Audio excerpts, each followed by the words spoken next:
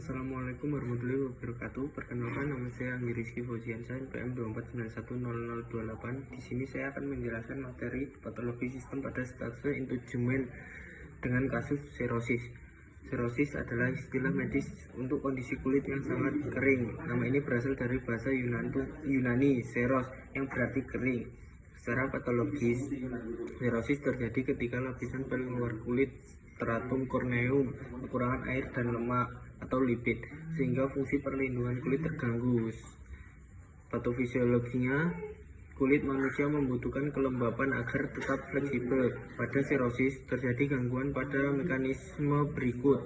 Definisi lipid: kulit kekurangan keramid, kolesterol, dan asam lemak yang berfungsi sebagai semen untuk meningkat sel-sel kulit. Kehilangan air transepidermal karena lapisan pelindung rusak, air di dalam kulit menguap keluar lebih cepat ke udara. Penurun NMF, natural moisturizing factor, kurangnya zat alami penarikan air di dalam sel kulit seperti urea dan asam laknat. Desquamcy abnormal, sel kulit mati tidak terkelupas satu persatu secara halus, melainkan menggumpal sehingga kulit terlihat bersisik dan kasar. Untuk manifestasi klinisnya, gejala serosis biasanya memburuk pada cuaca dingin, kelembapan rendah atau AC, atau setelah sering mandi dengan air panas. Kulit kasar, saat diraba permukaan kulit terasa tidak rata dan kering. Uritus atau gatal, gejala yang paling sering dikeluhkan, seringkali memicu keinginan untuk menggaruk. Kulit bersisik, muncul serpihan halus berwarna putih keabu-abuan, rasa kencang atau tertarik, terutama setelah mandi atau berenang. Retakan, pada kasus berat kulit bisa pecah-pecah seperti tanah kering yang bisa menyebabkan nyeri dan pendarahan, eritema atau kemerahan jika terjadi iritasi atau peradangan akibat garukan. Atau fisiologi meningitis, seperti yang pertama, masuknya patogen seperti bakteri, virus, atau jamur masuk ke dalam tubuh melalui saluran pernapasan, luka, atau aliran darah. Patogen mencapai selaput otak, meningen melalui sirkulasi darah, hematogen, atau penyebaran langsung dari infeksi sekitar, misalnya sinusitis atau otitis media. Invasi ke cairan cerebrospinal atau CCS. Patogen melewati sawar darah otak yang terganggu. Multifungsi patogen terjadi di ruang suprachnoid karena respon imun di awal tidak relatif lemah. Terus manifestasi klinisnya seperti demam, sakit kepala, kaku, kuduk, mual, muntah, gangguan kesadaran, dan kejang. Pada meningitis bakteri yang berat dapat terjadi shock septik dan kerusakan neurologi permanen. Selanjutnya ada carpal tunnel syndrome atau CTS, atau sindrom terowongan carpal adalah kondisi medis yang terjadi akibat penekanan pada nervus medianus saraf median saat melewati terowongan sempit di pergelangan tangan. Berikut adalah penjelasan mengenai patofisiologi, mekanisme terjadinya, dan manifestasi klinis gejala dari CTS. Patofisiologinya, mekanisme utama CTS melibatkan peningkatan tekanan di dalam terowongan karpal yang mengganggu fungsi saraf. Kompresi mekanik, adanya penyempitan ruang di terowongan karpal, misalnya karena peradangan tendon dan tenosinovitis, karena trauma atau kelainan struktur tulang, memberikan tekanan langsung pada saraf median. Iskema, gangguan aliran darah, tekanan yang tinggi menghambat aliran darah mikrovaskular ke saraf tanpa suplai darah yang cukup. Saraf mengalami kekurangan oksigen, hipoksia, edema, dan inflamasi. Tekanan berkelanjutan menyebabkan kebocoran protein dari pembuluh darah, memicu pembengkakan, edema di dalam saraf dan jaringan sekitarnya yang semakin memperparah tekanan, kerusakan selubung mielin. Jika kompresi tidak berlanjut, selubung perlindung saraf mielin mulai rusak, demielinasi, sehingga hantaran sinyal saraf terganggu. Pada tahap lanjut, dapat terjadi kerusakan permanen pada serat saraf atau akson.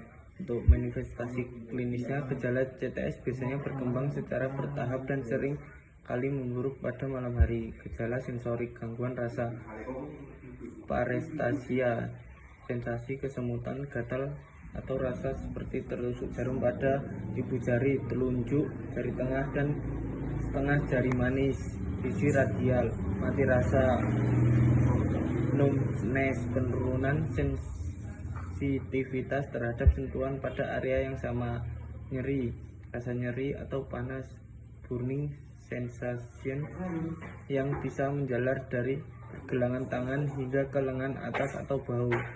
Gejala motorik, gangguan gerak, kelemahan otot, kesulitan memegang benda atau melakukan gerakan halus seperti mengancingkan baju, atrofi otot tenar. Pada kasus berat dan kronis, otot di pangkal ibu jari akan terlihat mengecil atau kempes.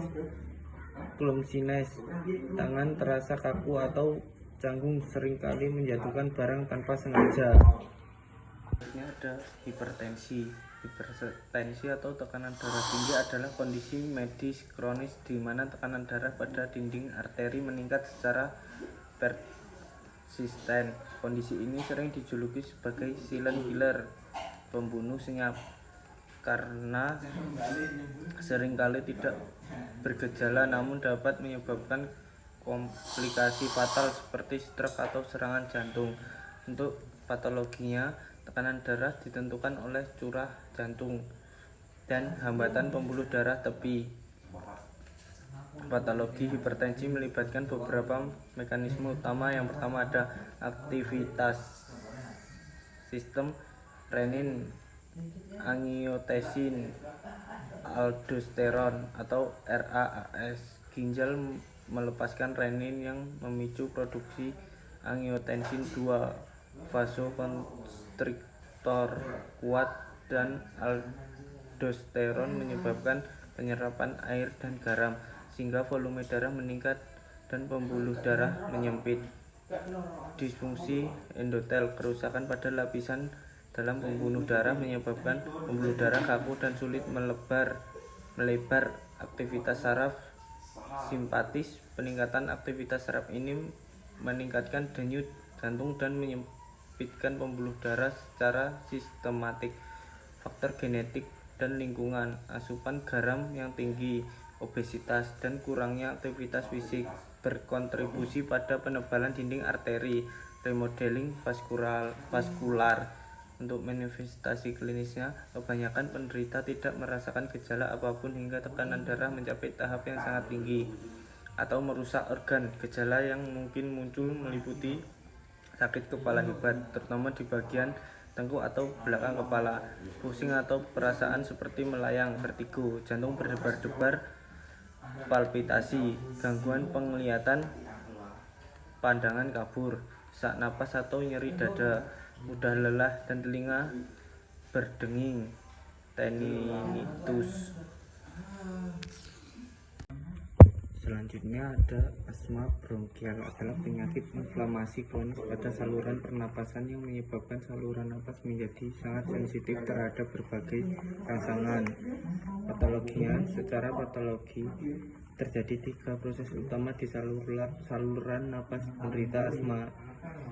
Inflamasi atau peradangan saluran napas, adanya sel-sel radang seperti eosinofil dan sel mast yang merusak lapisan dinding bronkus. Hal ini menyebabkan dinding saluran napas membengkak, edema. Terus bronkokonstriksi, otot polos yang mengelilingi bronkus berkontribusi atau menciut secara tiba-tiba sehingga lubang saluran napas menyempit. Hipersekresi mukus, sel-sel penghasil lendir memproduksi dahak yang sangat kental. secara berlebihan. Lendir ini menyumbat saluran napas yang sudah menyempit, sumbatan mukus, airway remodeling. Pada asma kronis yang tidak diobati terjadi perubahan struktur permanen seperti penebalan dinding saluran napas yang membuat asma kulit dikontrol.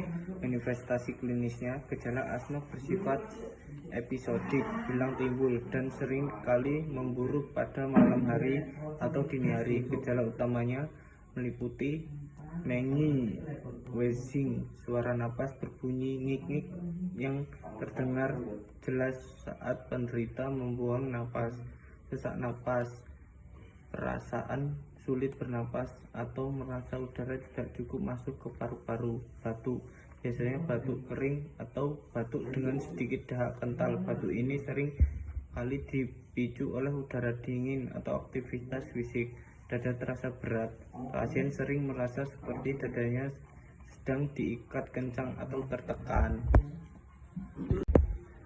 Selanjutnya ada laminektomi, adalah prosedur bedah untuk mengangkat sebagian atau seluruh lamina bagian belakang tulang belakang guna mengurangi tekanan pada sumsum tulang belakang atau akar saraf. Patologinya, laminektomi dilakukan karena adanya patologi yang menyebabkan kompresi penjepitan pada kanal tulang belakang. Kondisi ini bisa berupa spinal sterosis, penyempitan saluran tulang belakang yang biasanya disebabkan oleh proses degeneratif atau penuaan, pengapuran tulang atau penebalan ligamen, herniated nucleus pulposus atau HNP. Saraf terjepit akibat bantalan tulang belakang yang menonjol keluar dan menekan saraf. Tumor tulang belakang, pertumbuhan massa abnormal di dalam atau di sekitar kanal saraf yang mendadak jaringan saraf. Spondylosis, kerusakan atau keausan pada diskus dan sendi tulang belakang yang seringkali disertai tumbangnya taji tulang. Osteofit, trauma atau cedera, fraktur patah tulang atau pergeseran tulang belakang akibat kecelakaan yang menyebabkan fragmen tulang menekan saraf. Penyakit paket, kelainan tulang yang menyebabkan tulang tumbuh terlalu besar dan rapuh sehingga menyempitkan ruang saraf. Untuk manifestasi klinisnya, gejala yang dirasakan pasien sebelum laminektomi akibat tekanan pada saraf biasanya meliputi nyeri radikular, nyeri tajam yang menjalar dari punggung atau leher ke arah lengan atau tungkai, sering disebut sciatica, kelemahan otot, kesulitan mengangkat kaki, kelemahan saat berjalan atau hilangnya kekuatan pada tangan atau jari, mati rasa dan kesemutan, sensasi kebas atau seperti tertusuk jarum pada area yang dipersarafi oleh saraf yang terjepit, claudication atau claudicatio, rasa berat atau kram pada kaki yang muncul saat berdiri atau berjalan lama dan biasanya membaik saat duduk atau membungkuk ke depan. Gangguan fungsi otonom, dalam kasus berat seperti cauda equina syndrome, pasien bisa kehilangan kendali buang air kecil, inkontinensia atau buang air besar. Manifestasi pasca operasi, pemulihan setelah menjalani laminektomi, pasien mungkin merasakan nyeri luka operasi, rasa nyeri atau kaku di area senyatan selama beberapa minggu. Perbaikan gejala, hilangnya nyeri kaki atau lengan secara bertahap seiring berkurangnya tekanan pada saraf. Post laminektomi syndrome, pada beberapa kasus nyeri punggung tetap bertahap akibat jaringan parut atau dekompresi yang tidak sempurna. Selanjutnya ada frozen shoulder, adalah kondisi kronis yang ditandai dengan kekakuan dan nyeri pada sendi bahu secara harfiah. Bahu seolah membeku karena hilangnya ruang gerak secara progresif. Berikut adalah penjelasan mengenai patologi, progres penyakit, dan manifestasi klinisnya. Patologi. Secara patologi, frozen shoulder melibatkan perubahan pada kapsul sendi glenohumeral, selaput yang membungkus sendi bahu, inflamasi, peradangan. Pada tahap awal terjadi peradangan pada lapisan synovium, terjadi selaput dan kapsul. Hal ini memicu rasa nyeri yang hebat, fibrosis dan penebalan. Peradangan yang berkepanjangan menyebabkan jaringan ikat pada kapsul menebal, mengeras, dan membentuk jaringan parut. Kontraktur kapsul sendi yang tadinya elastis menjadi mengerut dan ketat akibat volume ruang di dalam sendi berkurang drastis dan cairan sinovial volume sendi menurun. Pola kapsuler secara spesifik. Pelakuan ini mengikuti pola tertentu di mana rotasi eksternal memutar lengan keluar, paling terbatas diikuti oleh abduksi, mengangkat lengan ke samping, dan rotasi internal. Terus manifestasi klinisnya, nyeri tumpul saat istirahat. Nyeri biasanya terasa tumpul atau pegal di area bahu hingga lengan atas, otot deltoid. Keterbatasan gerak pasif dan aktif. Berbeda dengan cedera otot, biasanya pada frozen shoulder pasien tidak bisa menggerakkan bahunya sendiri aktif, dan dokter pun tidak bisa menggerakkan secara paksa atau pasif karena hambatan fisik dari kapsul yang mengeras. Frozen shoulder berkembang secara bertahap dan biasanya dibagi menjadi 3 fase utama. Selanjutnya ada hidrosefalus. Secara terminologi berasal dari kata hidro air dan cephalus kepala. Kondisi ini ditandai oleh akumulasi abnormal cairan cerebrospinal (CCS) di dalam ventrikel otak yang menyebabkan peningkatan tekanan intrakranial atau TIK. Berikut ini adalah penjelasan mengenai patologi dan manifestasi klinisnya. Patologi hidrosefalus terjadi karena adanya gangguan pada hidrodinamika cairan otak. Secara patologis terdapat 3 mekanisme utama: obstruksi aliran hidrosefalus non komunikans. Penyumbatan terjadi di dalam sistem ventrikel itu sendiri sehingga cairan tidak bisa keluar ke ruang subarachnoid. Lokasi tersering adalah pada aqueductus sylvi, saluran sempit antara ventrikel ketiga dan keempat. Penyebabnya bisa berupa tumor, pendarahan, atau cacat bawaan, stenosis, gangguan reabsorpsi hidrosefalus komunikans. Cairan dapat mengalir keluar dari ventrikel namun tidak dapat diserap kembali ke dalam sirkulasi darah oleh granulasio arachnoid. Ini sering terjadi pasca infeksi meningitis atau pendarahan subarachnoid yang menyebabkan jaringan parut produksi berlebihan, hipersekresi. Ini adalah kasus yang paling jarang terjadi, biasanya disebabkan oleh tumor pada plexus choroid, papilloma plexus choroid, yang memproduksi CSS jauh di atas kemampuan penyerapan tubuh. Untuk manifestasi klinisnya, gejala hidrosefalus sangat bergantung pada usia pasien dan kecepatan peningkatan tekanan. Pada bunyi, tulang tengkorak belum menyatu karena ubun-ubun dan sutura kepala belum menutup. Kepala bayi dapat membesar secara fisik. Makrosefalus, tingkah kepala meningkat sangat cepat melampaui kurva pertumbuhan normal. Ubun-ubun fontanel menonjol, terasa tegang dan keras saat bunyi, tegak atau tenang.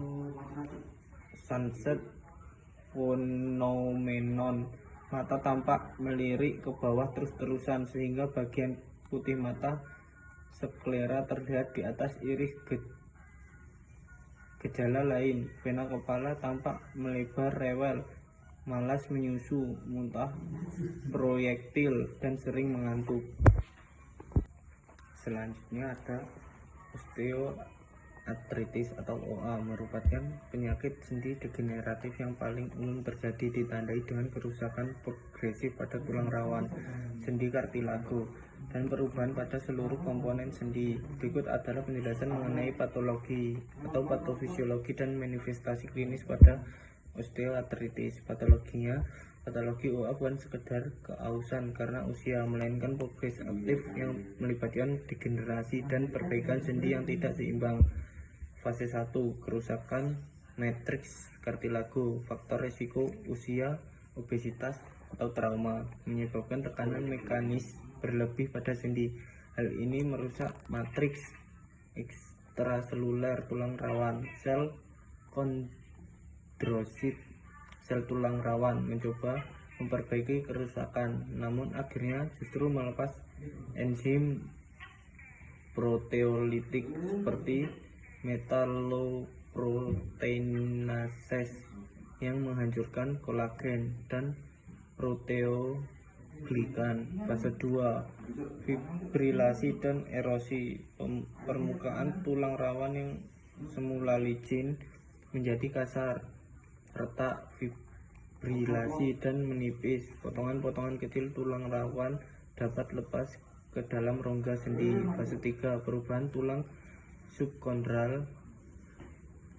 Karena tulang rawan menipis, beban langsung menekan tulang di bawahnya, subkondral. Hal ini memicu sklerosis, pengerasan tulang subkondral, osteofit, pembentukan taji tulang di pinggiran sendi sebagai upaya tubuh menstabilkan sendi. Kista subkondral terbentuk akibat tekanan cairan sendi ke dalam tulang yang lemah. Fase 4, peradangan sinovial. Fragmen tulang rawan yang lepas memicu peradangan ringan pada lapisan sendi, sinovitis, yang menambah rasa nyeri dan bengkak. Untuk manifestasi klinisnya, nyeri sendi. Gejala utama nyeri biasanya muncul saat atau setelah beraktivitas dan membaik dengan istirahat. Kekakuan pagi hari terjadi segera setelah bangun tidur atau setelah tidak bergerak lama. Inaktivitas biasanya berlangsung kurang dari 30 menit. Rapitus, sensasi atau suara krek, gemeretek saat sendi digerakkan akibat gesekan permukaan tulang yang kasar. Keterbatasan gerak ruang lingkup. Gerak sendi, range of motion, berkurang, membuat aktivitas seperti menekuk lutut dan menggenggam menjadi sulit. Pembesaran sendi, muncul benjolan keras, taji tulang atau osteofit pada tangan dikenal sebagai hyperdense nodes sendi ujung jari dan Burkhardt nodes sendi tengah jari. Selanjutnya ada ankle sprain atau kesleo pergelangan kaki, terjadi ketika ligamen jaringan ikat yang menghubung tulang dengan tulang meregang atau robek akibat gerakan yang melebihi batas normal sendi. Berikut adalah penjelasan mengenai patologi dan manifestasi klinis ankle sprain. Patologinya, secara umum patologi ankle sprain melibatkan kerusakan struktur jaringan ikat akibat gaya mekanik yang berlebihan. Mekanisme cedera paling sering terjadi melalui mekanisme inversi, kaki tertekuk ke arah dalam. Hal ini menyebabkan beban berlebih pada kompleks ligamen lateral, terutama anterior talofibular ligament atau ATFL. Fase inflamasi akut. Begitu ligamen robek atau meregang, pembuluh darah kecil di sekitar pecah, menyebabkan pematian sel, nekrosis jaringan lokal. Tubuh merespon dengan melepaskan mediator kimia seperti histamin dan prostaglandin yang memicu peradangan. Gangguan propriosepsi, kerusakan pada ligamen juga merusak reseptor saraf di sekitar sendi. Hal ini mengganggu kemampuan otak untuk merasakan posisi kaki, yang jika tidak direhabilitasi dapat menyebabkan cedera berulang atau kronis. Untuk manifestasi klinisnya, gejala yang muncul saat bergantung pada derajat keparahan cedera. Secara umum, penderita akan mengalami gejala umum, nyeri, terutama saat menumpu beban atau saat pergelangan kaki digerakkan. Pembengkakan atau edema muncul akibat akumulasi cairan dan darah di jaringan lunak. Memar atau ekimosis, perubahan warna kulit kebiruan atau ungu akibat pecahnya pembuluh darah. Keterbatasan gerak, sendi terasa kaku dan sulit digerakkan secara maksimal. Suara pop pada cedera berat derajat. Penderita sering mendengar atau merasakan bunyi robekan saat kejadian. Sekian itu video dari patologi saya. Saya ucapkan terima kasih. Wassalamualaikum warahmatullahi wabarakatuh.